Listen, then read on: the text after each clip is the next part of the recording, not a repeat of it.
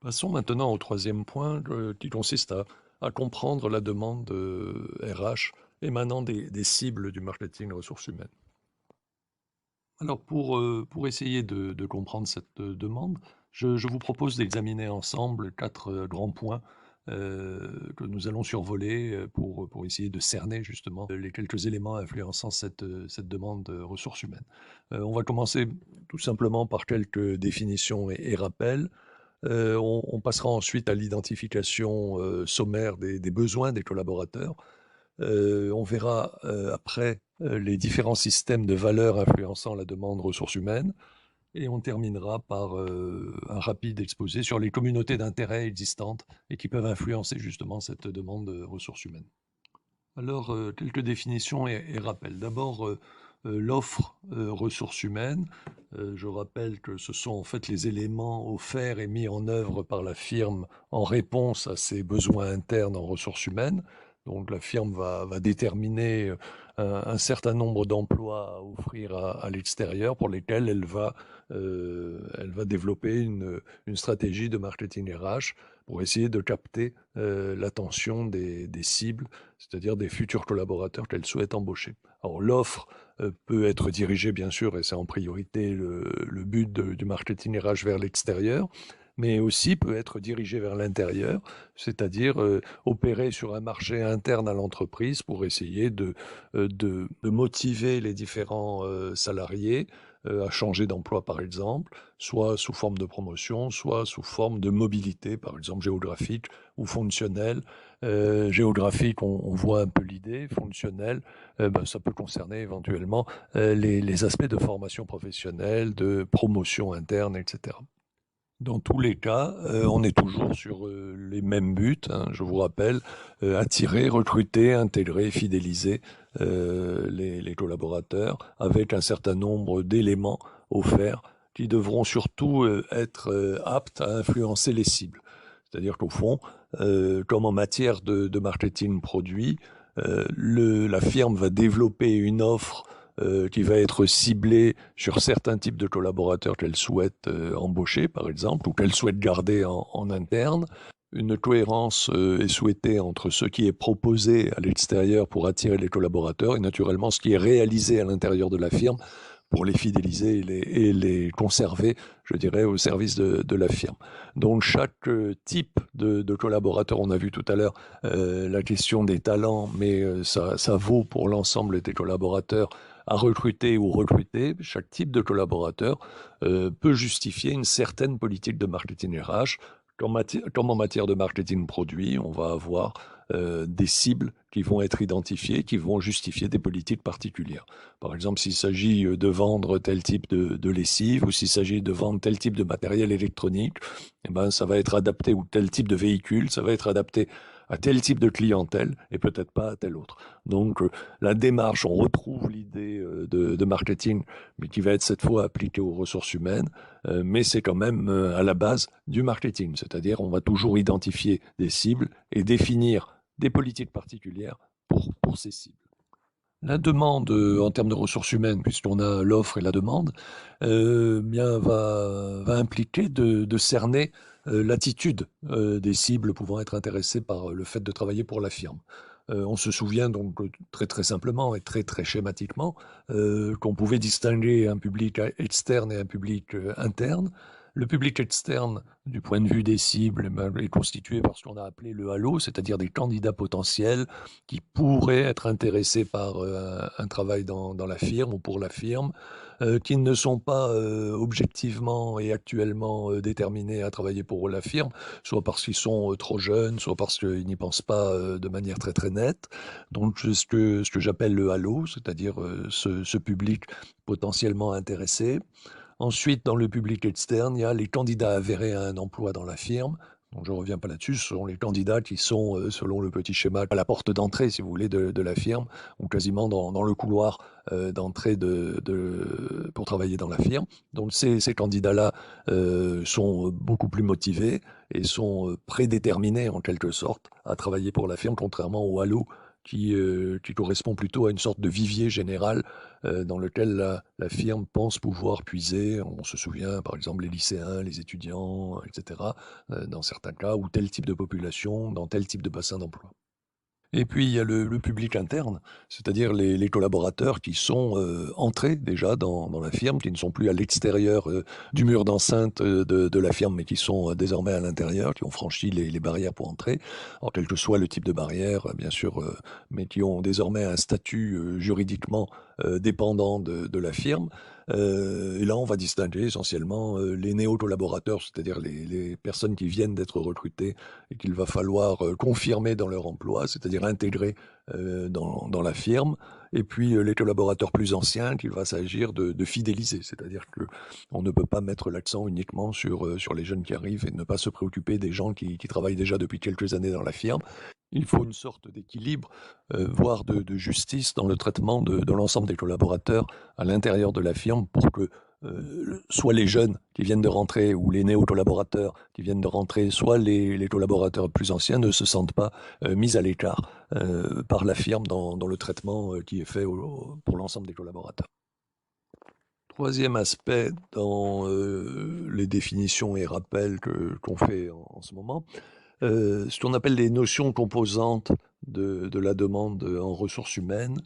On a déjà vu, cet aspect-là, un peu plus tôt. Vous vous souvenez qu'on identifie un certain nombre de composantes de la demande ressources humaines, les besoins, les attentes, les envies, les désirs, les demandes. Donc ces attentes sont hiérarchisées, je ne reviens pas, là-dessus ou très, très rapidement. Vous vous souvenez que les besoins ou le besoin, c'est une notion, de base, qui renvoie un tout petit peu à ce qu'on avait évoqué au tout début, avec la pyramide de Maslow, avec, les besoins essentiels et puis, plus on règle les besoins essentiels et vitaux, plus on se préoccupe des autres besoins, et cetera. Donc avec cette échelle ou cette pyramide qu'on avait regardée ensemble. Il y a aussi, la notion, d'attente. La notion d'attente, elle, va compléter la notion de besoin avec, un élément complémentaire qui sera, le temps.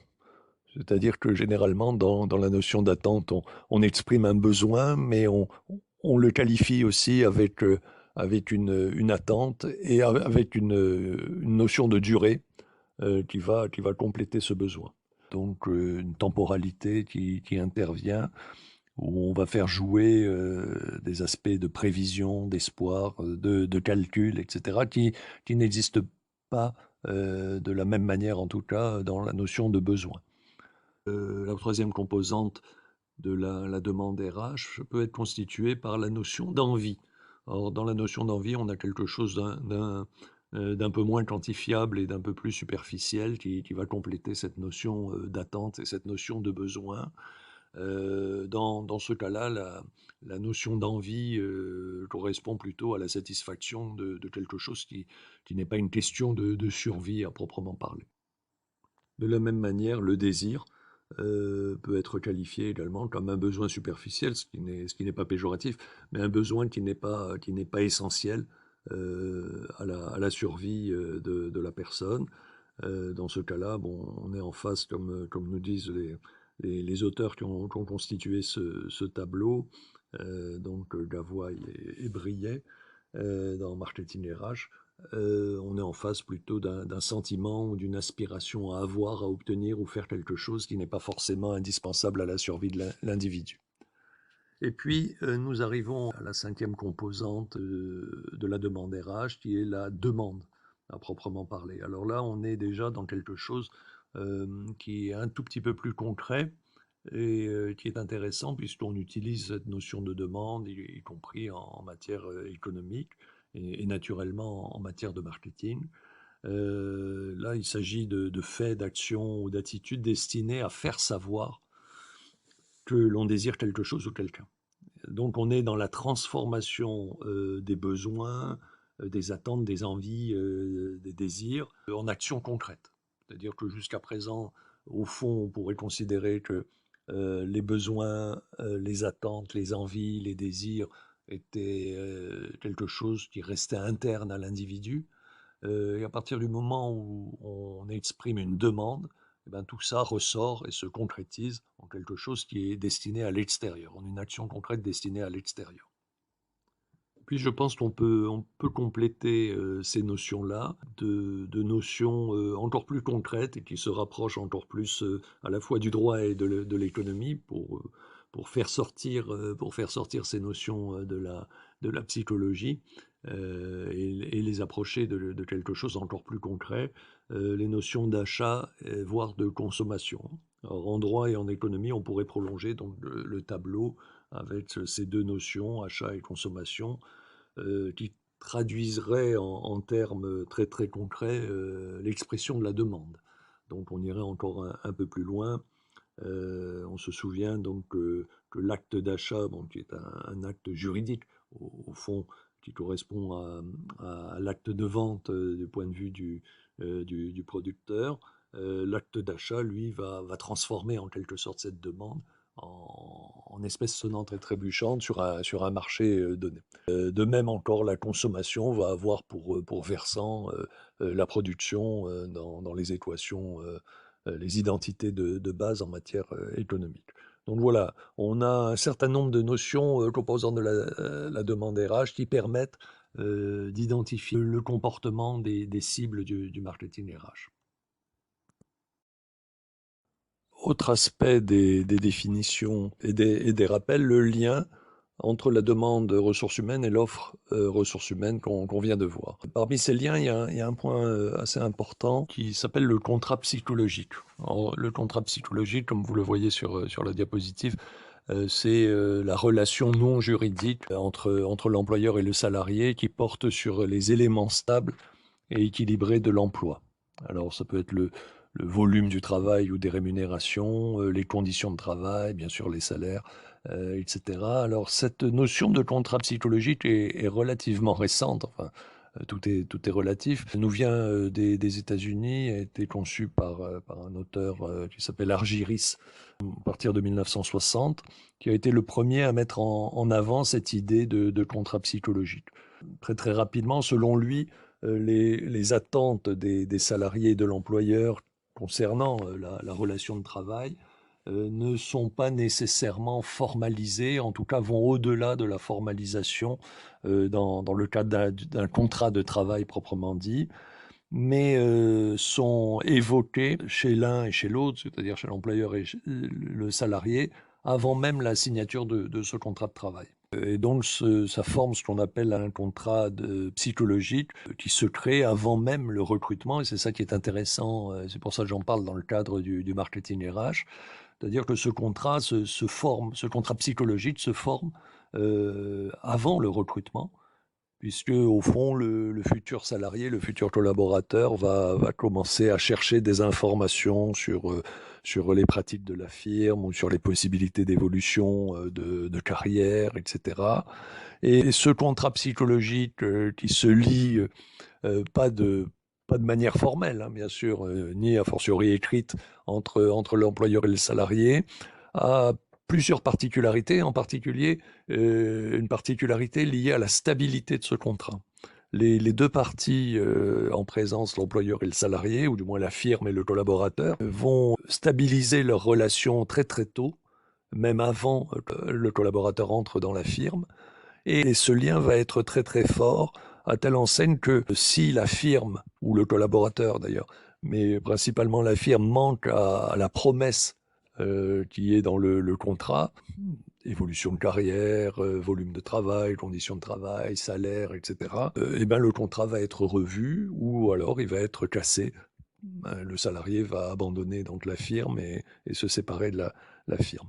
Donc ça, c'est très très important d'essayer d'identifier le contenu de ce contrat psychologique, parce que l'identification du contenu de ce contrat psychologique qui n'est pas facile donc à identifier puisque ça n'est pas un contrat écrit. Il va falloir enquêter en quelque sorte sur les motivations et de la firme et des collaborateurs au moment où se forme véritablement leur relation de travail. L'identification donc des composantes de ce contrat psychologique est important pour déterminer une stratégie de marketing RH. Certains collaborateurs vont plutôt privilégier tels aspects, par exemple la rémunération, d'autres vont plutôt privilégier les conditions de travail, l'environnement, les relations humaines que provoque le travail, etc. D'autres vont plutôt privilégier le déroulement de carrière, les possibilités de promotion, de formation, d'acquisition d'expérience, un tout petit peu comme on l'a vu pour les personnes talentueuses, etc. Donc, l'identification des composantes de ce contrat psychologique est importante pour deux raisons au moins. D'abord, elles vont servir de base aux politiques de marketing RH, savoir ce que les gens veulent, que ce soit les collaborateurs ou ce que la firme propose, est important pour déterminer justement ces politiques. On est au cœur du sujet. La deuxième chose est que cette relation qui se noue à travers le contrat psychologique entre le collaborateur et la firme va être une relation extrêmement stable, beaucoup plus stable finalement que le contrat de travail juridique lui-même. Cette relation de confiance qui va exister au départ entre le collaborateur et la firme va être donc très stable et va servir de base sur le long terme à l'évolution, si vous voulez, du collaborateur dans la firme. La firme, par exemple, va s'engager à fournir une certaine sécurité de développement de carrière ou différents aspects requis par le collaborateur. Le collaborateur va s'engager également dans ce contrat psychologique à rester au service de la firme tant que la firme respecte ses engagements. Et donc, ça va être très très important justement pour consolider la relation de travail entre la firme et le collaborateur. Et on a vu qu'un des aspects du marketing RH portait notamment sur l'intégration et la fidélisation des collaborateurs. Ben, le contrat psychologique était un des éléments essentiels de cette intégration et de cette fidélisation. Alors depuis 1960, les choses se sont précisées, mais le contrat psychologique est toujours au centre, ou du moins est toujours un des aspects importants de la relation entre la demande RH et l'offre RH, et en particulier avec le développement maintenant du marketing ressources humaines. Donc je vous renvoie à l'article d'Astrid Mullenbach, Server, qui est paru en 2010, derrière le contrat de travail, des promesses à tenir. Donc cette relation dont on avait déjà parlé entre avant le recrutement et après le recrutement, qui évoque donc la notion de contrat psychologique. Après avoir examiné les définitions et les rappels concernant ces quelques éléments influençant la demande RH, je vous propose maintenant de regarder les besoins des collaborateurs. Alors, ces besoins peuvent être analysés à différents niveaux. Je vais essentiellement privilégier deux niveaux d'analyse. Une analyse que je considère comme élémentaire, microéconomique, qui n'est pas fausse, mais qui est largement incomplète. Et on verra dans un deuxième temps quelques éléments complétant ce type d'analyse. Alors, en première analyse, on peut considérer que les collaborateurs qui souhaitent intégrer une firme, donc qui sont la cible principale du marketing RH, vont se déterminer en fonction d'éléments de rémunération. Encore une fois, ça n'est pas faux.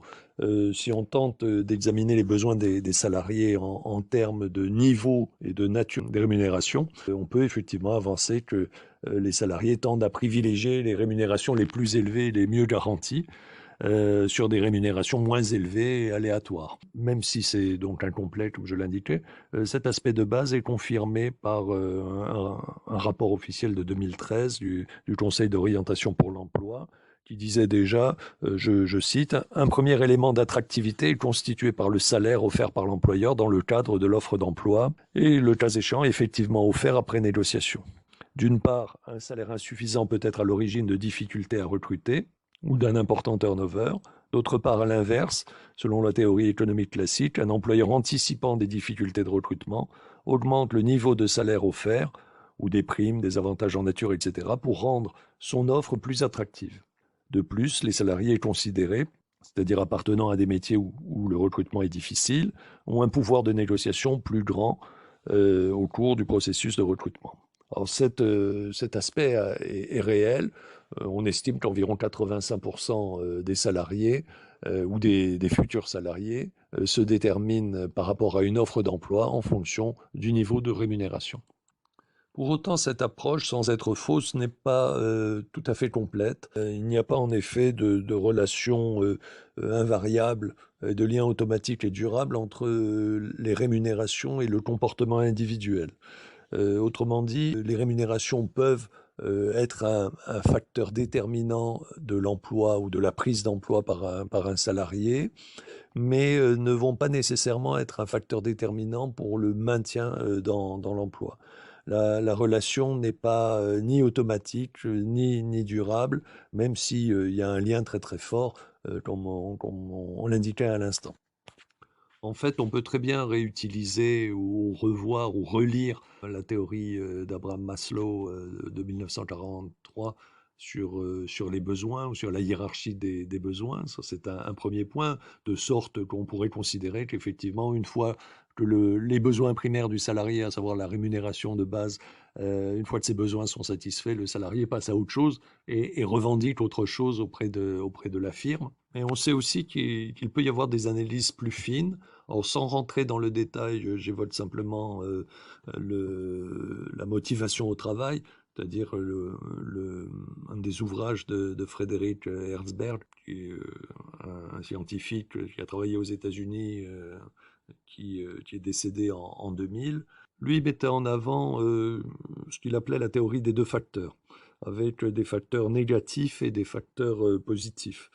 Un premier type de facteur qu'il considérait, qu'il appelait, bon, le terme est un peu étrange, mais moi je baptise ça plutôt facteur négatif, il appelait ça facteur d'hygiène, c'est-à-dire les salaires, la qualité de l'environnement au travail, etc. Ne motivait pas le travailleur, mais évitait l'insatisfaction du travailleur. Donc une fois que vous êtes dans l'entreprise, vous ne vous réjouissez pas chaque mois d'avoir votre salaire. Non, vous avez travaillé, vous avez votre salaire. Les conditions d'hygiène au travail, la qualité de l'environnement au travail sont importants, mais ça devient vite quelque chose d'acquis une fois que vous êtes embauché dans une firme. Donc ça ne peut être que des facteurs négatifs, c'est-à-dire que si votre salaire diminue ou n'augmente pas, ou si la qualité au travail se dégrade, à ce moment-là, ça ne sera pas une motivation pour rester naturellement, mais au contraire une motivation pour partir. Donc il y a un premier grand type de facteur qui permet de considérer déjà la rémunération dans ce groupe-là. C'est-à-dire la rémunération va servir à attirer, mais ne va pas nécessairement servir à maintenir, sauf si on augmente en permanence la rémunération avec des politiques de carrière. Et puis il y a un deuxième type de facteur, c'est pour ça qu'il appelait ça la théorie des deux facteurs, que j'appellerais facteur positif. Lui, il appelait ça de manière plus explicite facteur de motivation. C'est-à-dire que une fois que vous avez été embauché, eh ben, vous restez dans l'entreprise pour d'autres aspects que la rémunération ou les conditions de travail. Il faut que vous trouviez ce qu'il appelait du sens au travail, de l'intérêt au travail, que vous ayez par le travail des relations humaines riches, etc. Et donc ces aspects-là composaient selon lui le facteur de motivation. Aussi bien donc on peut distinguer la rémunération qui va être un facteur d'attraction, mais les facteurs de motivation qui vont permettre à l'entreprise, à la firme de conserver, de fidéliser le personnel vont être autres que ces facteurs de rémunération ou de conditions de travail qui sont très très rapidement des facteurs acquis. Ils permettent d'attirer la personne, mais ils ne permettent pas de la conserver durablement, par exemple si le salaire n'augmente pas, etc., etc. Alors, cette première analyse permet de passer à un deuxième niveau d'analyse qui serait plutôt considéré comme la satisfaction, l'insatisfaction au travail. Donc là, on retrouve des aspects qui peuvent être quelquefois paradoxaux. Et en particulier dans l'analyse des besoins des salariés exprimés par les salariés, que les analystes vont essayer de classer en job satisfaction ou job insatisfaction. donc un peu sur le modèle évoqué par Frédéric Herzberg en 1959. Il va y avoir un certain nombre d'autres aspects qu'il va falloir considérer. Et en premier lieu, donc, les conditions de travail, mais alors au sens très très large. Alors, c'est une notion qui peut recouvrir les conditions physiques de travail, les charges physiques et mentales, la nuisance, la sécurité au travail, etc. Et des contraintes technologiques ou d'organisation du travail. Alors, intuitivement, on a établi un lien entre ces différentes conditions de travail et l'attractivité de certains métiers, en ce sens qu'on peut supposer, c'est vrai dans la plupart des cas, que de bonnes conditions de travail attirent les salariés et permettent aux salariés de rester en poste sous les réserves qu'on a vues juste avant de la théorie des deux facteurs d'Herzberg. Mais au plan statistique, on constate quand même que un lien n'est pas toujours établi entre les conditions de travail et l'attractivité de certains métiers. Et en particulier dans le domaine des conditions de travail, on remarque que quelquefois l'intensité du rythme de travail ne serait pas déterminant pour l'attractivité de l'emploi. Autrement dit, des emplois tranquilles, peinards, ne sont pas forcément, pour parler vulgairement, ne sont pas forcément des emplois qui attirent. Et donc, il y a ce petit problème. On remarque, je cite de nouveau la source du Conseil d'orientation pour l'emploi, même si elle est ancienne, elle est intéressante, hein, 2013. Le Conseil d'orientation pour l'emploi nous dit: si le métier est une source de satisfaction, l'intensité du rythme de travail ne serait pas forcément mal vécue par le salarié. Au contraire, un rythme de travail intense associé à un manque de marge de manœuvre, entre parenthèses la possibilité de faire varier les délais, de résoudre soi-même des incidents, etc., pourrait être une grande source de tension et de stress au travail pour le salarié. Autrement dit, on peut avoir des conditions de travail extrêmes qui sont attractives pour certains salariés.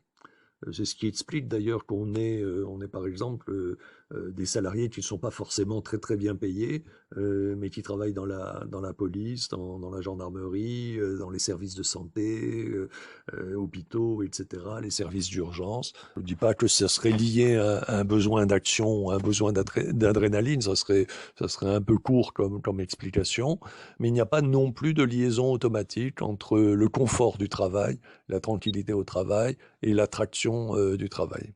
On n'a pas ce genre de phénomène, en tout cas, il n'y a pas de liaison automatique. Alors, on peut noter qu'il y a une assimilation assez fréquente entre la satisfaction au travail et job satisfaction et le bien-être au travail. Par exemple, l'indice confiance emploi qui a été développé par le groupe international Michael Page France complète les éléments de job satisfaction évoqués tout de suite avant, avec la notion de bien-être au travail, qui englobe les relations humaines, au travail bien sûr, l'équilibre entre la vie privée et la vie professionnelle. Ce sont des aspects qui comptent. Selon une synthèse de ce groupe international Michael Page, spécialisé hein, dans les ressources humaines et le recrutement, une synthèse qui date un tout petit peu, mais je dirais que la tendance est intéressante.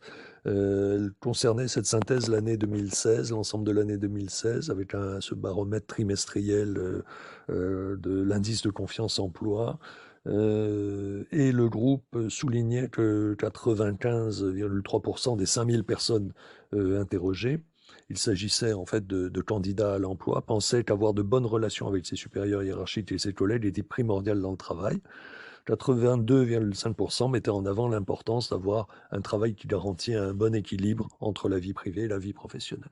Donc ce sont également des facteurs dans le cadre de l'examen des conditions de travail. Toujours dans ce deuxième type d'analyse sur la satisfaction ou l'insatisfaction au travail et au-delà des conditions de travail, on a un deuxième facteur, un deuxième grand type de facteur qui intervient dans cette satisfaction ou cette insatisfaction au travail, c'est le besoin de reconnaissance. Le travail est une activité sociale avant tout.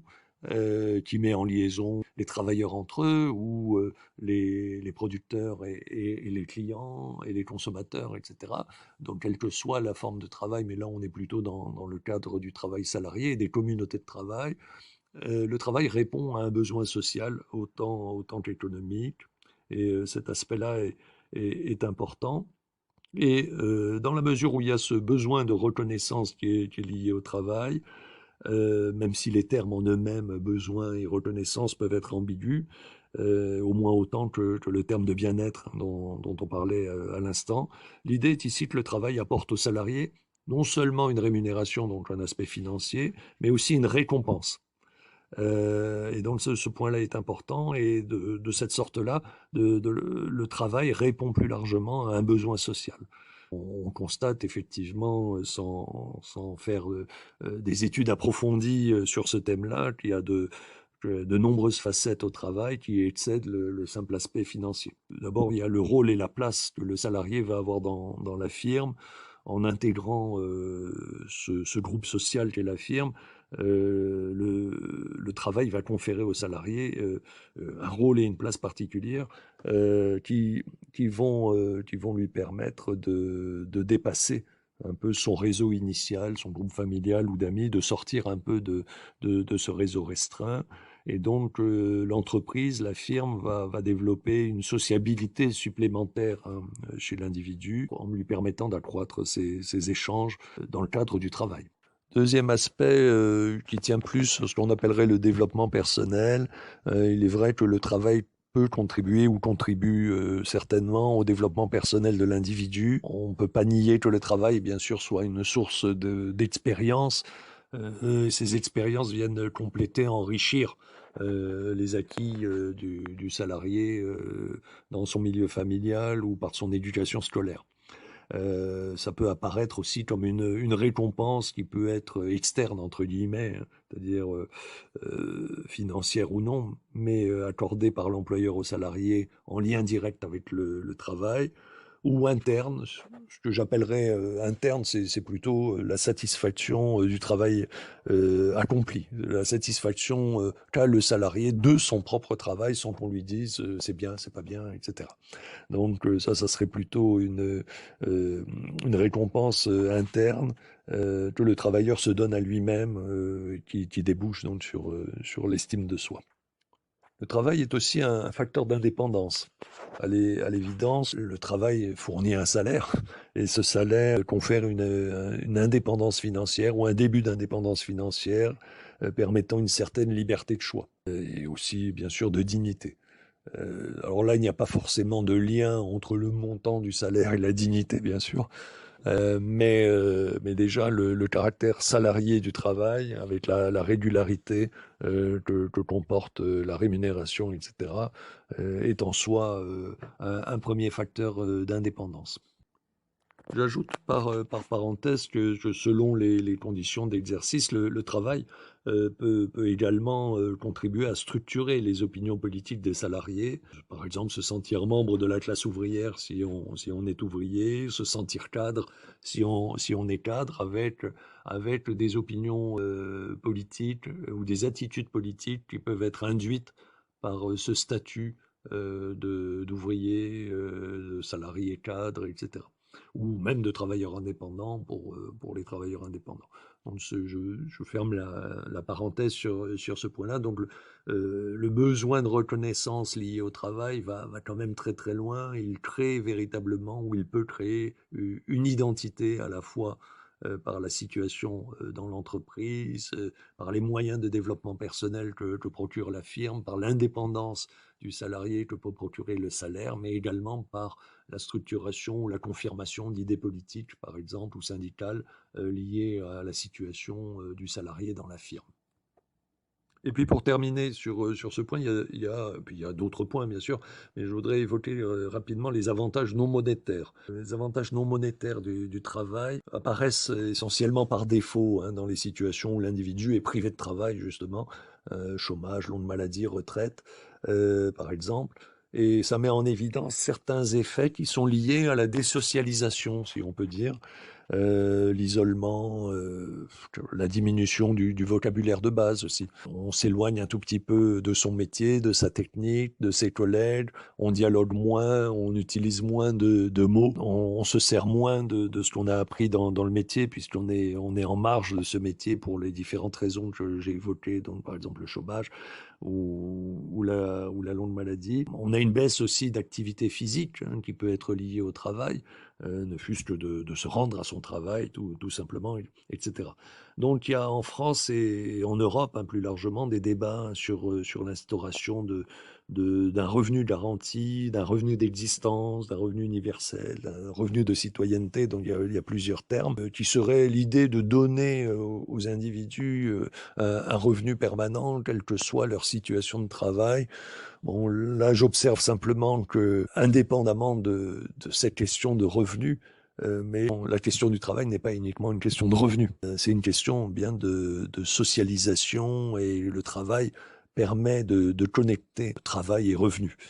Et donc, il y a une importance humaine et sociale et pas simplement économique. Ça veut dire que si on donne à une personne un revenu sans travail, ben, ça peut poser également problème. On le voit par exemple pour les retraités qui ben, se retrouvent sans activité réelle quelquefois et touchent un revenu. Il y a une forme de désocialisation que j'évoquais, notamment en termes d'isolement, etc. S'agissant du besoin de reconnaissance, il peut quand même y avoir quelques difficultés. A contrario, en effet, on peut avoir un déficit de visibilité pour certaines industries, métiers ou firmes, ou un déficit d'image, ou encore des problèmes de dénomination des métiers, qui vont nuire à l'effet positif de reconnaissance et plus largement à l'attractivité d'un métier ou d'un emploi. Alors, par exemple, en matière de déficit de visibilité, on sait que les industries alimentaires qui recouvrent une très grande variété de secteurs et de métiers, ou les industries de recyclage ne sont pas en fait très très visibles et donc n'attirent pas ou ont un problème d'attraction hein, vis-à-vis des futurs collaborateurs. C'est ce qu'on appelle donc le déficit de visibilité. La branche professionnelle n'est pas parfaitement identifiée, reconnue, avec des métiers bien ciblés. De même, certains secteurs ont un problème d'image. Les secteurs les plus touchés par ces problèmes d'image, et en particulier de déclin, sont par exemple les industries manufacturières ou le secteur du textile et de l'habillement depuis le début des années 90. Ce sont des secteurs finalement qui ont été largement touchés par les délocalisations dans le cadre de la mondialisation. Et donc, les candidats à l'emploi ne voient pas toujours très, très nettement ces secteurs de manière positive, c'est-à-dire offrant des possibilités de développement, d'emploi, de carrière, etc. Enfin, il y a, sans pour cela être exhaustif, des métiers qui ne sont pas forcément bien dénommés. Et tout ça, ça va avoir un effet négatif, voire répulsif, sur certains candidats à l'emploi. En particulier, il peut y avoir des métiers qui ont des dénominations anciennes ou alors peu explicites, qui peuvent mal décrire la réalité du travail et ainsi limiter la reconnaissance ou l'attractivité. Par exemple, si on parle de métiers comme chaudronnier, débardeur, porcher, étalagiste, plumassier, valet de pied, dépouilleur, sacrificateur, etc. Bon, ce sont des métiers qui existent, hein, qui sont recensés hein, dans différents domaines, que ce soit les services, l'alimentaire, l'industrie, etc.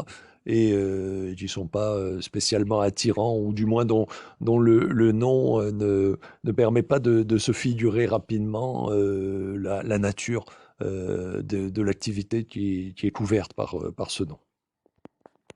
Voilà pour ce qui est du besoin de reconnaissance. Et puis il y a un autre type de besoin qui est le besoin d'équité.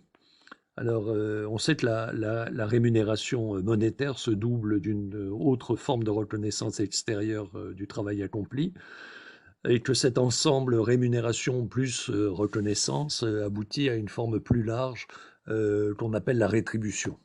Donc le terme rétribution est notamment employé par Jean-Marie Peretti dans un de ses ouvrages Ressources humaines. C'est quelque chose d'assez bien identifié. Les notions de reconnaissance et d'équité sont proches, mais cependant distinctes. On vient de voir juste avant la notion de reconnaissance. Voyons un peu la notion d'équité et le besoin d'équité. L'idée est assez ancienne, hein, du moins philosophiquement, mais elle a réémergé dans les années 60 aux États-Unis dans un contexte plus large, celui des relations entre les individus et les organisations.